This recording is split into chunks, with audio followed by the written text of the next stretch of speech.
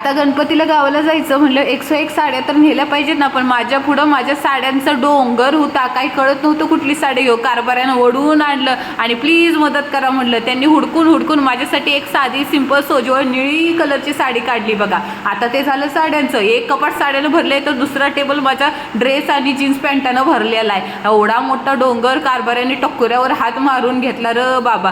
ही झाली माझी कपडे. आता माझ्या पिल्लूची म्हणजे आपल्या बारक्या सासूची काढायची होती. कारभाऱ्यात काय खरं नव्हतं. मस्का मारून त्यांच्याकडे बॅग भरून घेतली, कारण का त्या कपड्यांची घडीले भारी मारतात बघा. आता साबण, निरमा साबण, अंगाचे साबण, बिस्किट आपल्याला सवयच आहे. गावाला नाही जाताना सगळं सामान घेऊन जायचं बघा. अहो लवकरची गाडी होती, पटापट जेवण केलं आणि हे आपले पिल्लू आलं ना शाळेतनं, त्याला पण पटकन तयार व्हायला सांगितलं. कारभाऱ्यांसाठी जेवण बनवून ठेवून जायचं होतं आणि मला घेऊन जायचं होतं गाडीत खायला. चार्जिंगचा बल्ब सुद्धा आणलेला होता. नमस्कार केला, पॅकिंग बिकिंग झाली. आता आम्ही जाणार म्हणून कारभाऱ्यांचं जरा तोंड उतरलेलं.